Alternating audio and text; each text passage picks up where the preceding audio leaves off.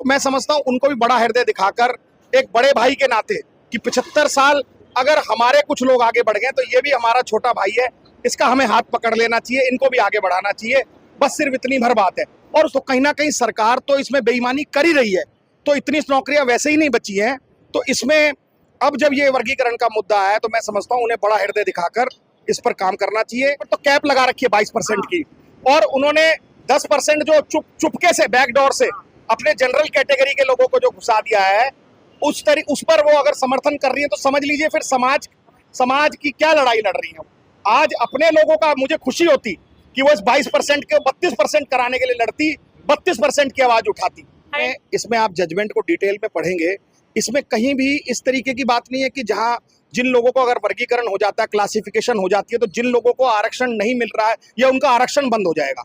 ये केवल वर्गीकरण का मुद्दा ये है कि जिन 75 साल में जो लोग पिछड़ गए हैं, उनको आर्थिक रूप से, सामाजिक रूप से, शैक्षणिक रूप से, पारिवारिक रूप से, आर्थिक रूप से उनकी दशा दिशा खराब है, उनको भी आगे लाने का काम करा जाए। आप पंजाब, हरियाणा का, आंध्रा का इसको स्टडी करेंगे तो आपको पता लगेगा कि कितने लोगों को जो वंचित तबका था, महादलित तबका था, उनको इस वर्गीकरण के बाद आगे आने का मौका मिला था। पूरी स्ट्रेंथ निकल के आई है, इसको लेकर क्या कहना चाहूंगा? मैंने पहले ही कहा ना कि देखिए, जब ये आरक्षण 1975 से लेके और 2004 तक लागू रहा तो बहुत लोगों का इसका फायदा मिला था। और आज भी अगर ये दोबारा वर्गीकरण का कई राज्यों में लागू हो जाता है, पूरे देश में लागू हो जाता है, तो मैं समझता हूँ इसका बेनिफिट उन कमजोर तबकों को भी मिलेगा जो कहीं ना कहीं पिछड़ गए हैं। देखिए, बिल्कुल ये तो आरएसएस की सोची समझी प्लानिंग हो सकती है, क्योंकि आरएसएस ने तो हमेशा धर्म के नाम पर, जाति के नाम पर, प्रांत के नाम पर, भाषा के नाम पर, बोली के नाम पर, रंग रूप के नाम पर हमेशा देश को खंड खंड करने का काम किया है, विभाजित करने का काम किया है।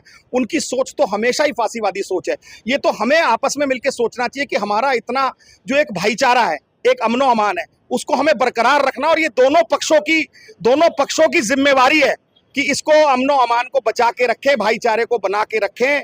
हमें प्यार से इसका हल निकालना है, इसका सुलह निकालनी है। स्पष्ट हो गया है, ये जो रिजर्वेशन है ये समाज में किसी तरीके का वर्ग भेद नहीं कर रहा है। तो जो दो समूह हमारे सामने आ रहे हैं, तो क्या कहना चाहिए? देखिए, सब समूह नहीं है, हमारा परिवार है, हमारे भाई हैं, बड़े भाई हैं, और हम उनके छोटे भाई हैं।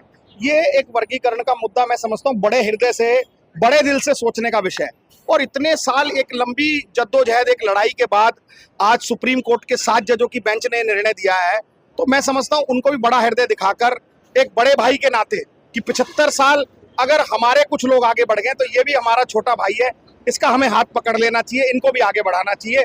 बस सिर्फ इतनी भर बात है। और उसमें किसी का भी कहीं आरक्षण खत्म नहीं हो रहा, जिसकी जितनी भागीदारी है, जितनी उसकी हिस्सेदारी है। ये जनसंख्या के अनुपात के अनुसार हमारे बड़े भाई की जनसंख्या ज्यादा है, तो उनको उतना ही हक अधिकार मिलेगा आरक्षण में। जिनकी संख्या कम है उनका एक अलग कैटेगरी बन जाएगी, ताकि उनके बच्चे भी नौकरी पा जाएं। वैसे तो इस सरकार ने नौकरियों के माध्यम से हम आरक्षण की बात तो करते हैं, लेकिन इन्होंने तो लेटरल एंट्री लाकर, ठेकेदारी प्रथा लाकर इस तरीके के आरक्षण को एक तरीके से खत्म ही करने का काम किया है। सरकार की तो ये एक तरीके से, दिल्ली में जैसे इन्होंने फैलो लगाए, भारत सरकार लेटरल एंट्री कर रही है, और आज भी इतनी सारी नौकरियों का बैकलॉग बचा हुआ है, सरकारी नौकरियों का, तो कहीं ना कहीं सरकार तो इसमें बेईमानी कर ही रही है। तो इतनी नौकरियां वैसे ही नहीं बची हैं। तो इसमें अब जब ये वर्गीकरण का मुद्दा है तो मैं समझता हूँ उन्हें बड़ा हृदय दिखाकर इस पर काम करना चाहिए। क्रीमी लेयर की बात हम जरूर कहते हैं कि शेड्यूल कास्ट में कोई भी क्रीमी लेयर नहीं है, चाहे कोई ए कैटेगरी में हो चाहे बी कैटेगरी में हो। अभी हमारे में इतनी कहीं तरक्की नहीं हो पाई है कि हमें क्रीमी लेयर में करा जाए। मोदी जी से मिलने तमाम नेता गए थे अपना पक्ष रखने के लिए, और उसके बाद मोदी जी का बयान आ जाता है कि भैया क्रीमी लेयर तो उसमें शामिल नहीं करेगी। तो ये तो पक्ष रखने गए थे मोदी जी के पास, नेता के थे कौन? देखिए, आप समझ रहे हैं भाजपा और संघ किस तरीके से काम करती है और किस तरीके से उनका काम विखंडन करना है। और अगर सरकार की मंशा है तो सरकार इसको लागू करे, और वो तो मौखिक निर्णय है, उसमें कहा ही गया, जो लास्ट के पेजेस हैं, आज ये जजमेंट भी है मेरे पास, आप देखेंगे जजमेंट को, मैंने भी पढ़ा है, इसमें कहीं भी क्रीमी लेयर का मुद्दा नहीं है। ये कुछ जजों की मौखिक बात थी, जो फाइनल जजमेंट लिखा गया है सीजेआई की तरफ से, उसमें कहीं भी क्रीमी लेयर को जोड़ने का काम नहीं कहा गया इस जजमेंट में। तमाम राजनीतिक जो बड़ी मतलब राजनीति में अपनी, जैसे मायावती है, चंद्रशेखर है, उन्होंने भी बयानबाजी कर दी इस रिजर्वेशन पर। अब देखिए, ये उन्हें यही अभी योगेंद्र यादव जी ने भी कहा कि अगर वो आज बड़ा हृदय दिखाएं, बड़ा दिल दिखाएं, और कहें कि ये भी मेरे भाई हैं, ये भी मेरे बच्चे हैं, इनको भी मैं अब समेट के रखूंगी, तो मैं समझती हूँ उनका कद बहुत बढ़ता। अभी भी उनको संकीर्ण सोच छोड़कर आगे बढ़कर पूरे समाज को एकत्रित करना चाहिए। वो हमारी बड़ी नेता है, उस उतने उन्हें बड़प्पन दिखाना चाहिए कि सारे समाज को वो इकट्ठा करें, अपने यहाँ बुलाए और कहे नहीं भाई ये अधिकार अब इनको भी देना पड़ेगा, कुछ इनके लोगों को भी आगे आने देते हैं, तो वो उससे उनका कद बढ़ेगा। उनके साथ अभी एक कम्युनिटी है, उनके साथ जब 36 बिरादरी आ जाएंगी तो मायावती जी जो आज कहीं उनकी राजनीति थोड़ी मोड़ी लड़खड़ा रही है, वो उसके 4 चांद लग जाएंगे। योगेंद्र यादव जी की बातों से साफ स्पष्ट होता है कि कहीं ना कहीं भागीदारी देने का पूरा मौका यहाँ पर मिल रहा है उन तमाम जातियों को। लेकिन जब सुदामा कोटा दिया गया था, जनरल कैटेगरी का ईडब्ल्यूएस कोटा दिया गया था, तो मायावती उसका समर्थन कर रही है। देखिए कैसे आप देख रहे हैं? देखिए यही बात है ना कि जिस तरीके से बाबा साहब का उस वक्त जनरल कैटेगरी के लोगों ने जब वो आरक्षण लागू कर रहे थे तो उन्होंने विरोध किया था कि समाज में भेदभाव हो जाएगा, वर्गीकरण करेंगे, आरक्षण देंगे तो इससे समाज में दूरियां बढ़ेंगी, खाइयां आएंगी। वही बात आज इस तरीके के चंद कुछ लोग इस जजमेंट के बारे में कह रहे हैं कि समाज में चंद खाइयां बढ़ जाएंगी, समाज में विभाजन हो जाएगा। तो ये एक तरीके से उनकी भी वही सोच है जो उन मनुवादियों की थी। ये समाज इस वक्त इनको देख रहा है, समाज निहार रहा है, समाज सब समझ रहा है कि क्या करना चाहिए। इस वक्त उन्हें बड़े भाई की भूमिका निभानी चाहिए और उनके हाथ में है कि किस तरीके से वो अपना कद बढ़ाएं। लेकिन सर मैं सवाल मेरा ये था हरनाम जी कि सुदामा कोटा का ईडब्ल्यूएस मिला था, जनरल कैटेगरी उसका समर्थन कर रही है, समर्थन किया था उन्होंने। अब देख लीजिए कि हमारे पर तो कैप लगा रखी है 22% की, और उन्होंने 10% जो चुपके से बैकडोर से अपने जनरल कैटेगरी के लोगों को जो घुसा दिया है, उस पर वो अगर समर्थन कर रही है तो समझ लीजिए फिर समाज की क्या लड़ाई लड़ रही है। आज अपने लोगों का मुझे खुशी होती कि वो इस 22% के 32% कराने के लिए लड़ती, 32% की आवाज उठाती। हरिनाम जी, मैं आपको थोड़ा सा याद दिला दूं कि अभी एक प्रेस कॉन्फ्रेंस में मायावती जी ने खुद कहा है कि जो मेरा एससी समाज है उसमें उन्होंने ना तो जाटव का नाम लिया है ना ही वाल्मीकि का लिया, लेकिन उन्होंने एससी समाज जो पूरा मेरा एससी समाज है वो अभी कहीं भी जाकर एक सक्षम नहीं हुआ है। सिर्फ 10% लोग सक्षम है, 90% अभी सक्षम नहीं है। तो उसके लिए मैं एससी का जो आरक्षण है उसका बंटवारा नहीं होने दूंगी। देखिए इसमें आप जजमेंट को डिटेल में पढ़ेंगे, इसमें कहीं भी इस तरीके की बात नहीं है कि जहां जिन लोगों को अगर वर्गीकरण हो जाता है, क्लासिफिकेशन हो जाती है, तो जिन लोगों को आरक्षण नहीं मिल रहा है या उनका आरक्षण बंद हो जाएगा।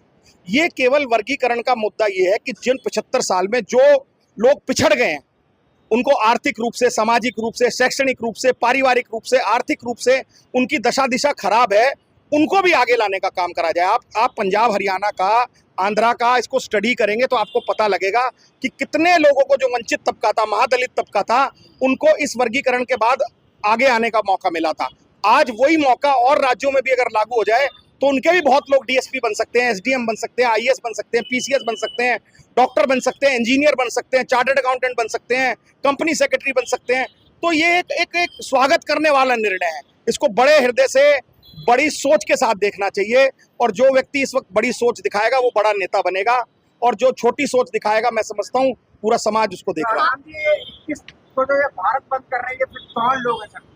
वो भी हमारे भाई हैं। अगर वो लोग कर रहे हैं तो मैं समझता हूँ ये असलियत में जो विभाजन करने वाली बात है वो है।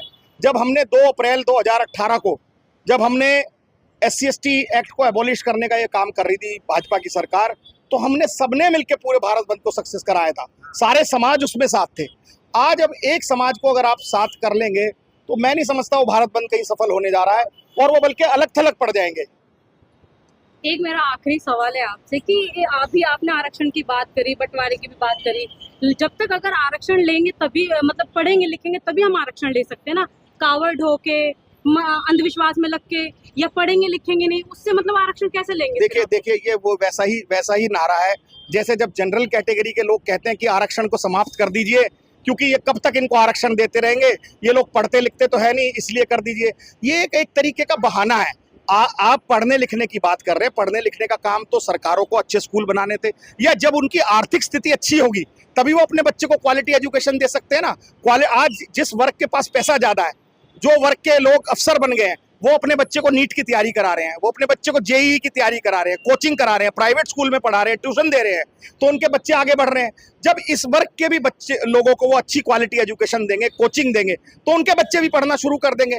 आज ये समानता लाने के लिए तो वर्गीकरण का कोर्ट का एक ऑर्डर है, जिसमें कि कोर्ट चाहती है कि उन लोगों को भी इस तरीके से आगे लाया जाए। लेकिन एक बड़ा खुलासा ये भी होता है कि 2005 से लेकर 1995 से लेकर 2005 तक जब हरियाणा में एबी और पंजाब में 8 था, तो 16,882 लोगों को क्लास ए बी सी तक की नौकरियों में नौकरियां मिली थी सर। और किनको मिली थी? जो एक तो जिसमें 36 कैटेगरी के लोग थे और जिसमें जमार और उससे जो उसकी समझाती थी उनकी थी। तो जो बी कैटेगरी के लोग थे उनको तो इतनी सारी नौकरियां मिली थी, तब लगातार लोग आरोप लगा रहे थे कि अनपढ़ लोग हैं। लेकिन 1995 से लेकर 2005 तक की जो पूरी स्ट्रेंथ निकल के आई है, इसको लेकर क्या कहना चाहूँगा? मैंने पहले ही कहा ना कि देखिए, जब ये आरक्षण 1975 से लेके और 2004 तक लागू रहा तो बहुत लोगों का इसका फायदा मिला था। और आज भी अगर ये दोबारा वर्गीकरण का कई राज्यों में लागू हो जाता है, पूरे देश में लागू हो जाता है, तो मैं समझता हूँ इसका बेनिफिट उन कमजोर तबकों को भी मिलेगा जो कहीं ना कहीं पिछड़ गए हैं।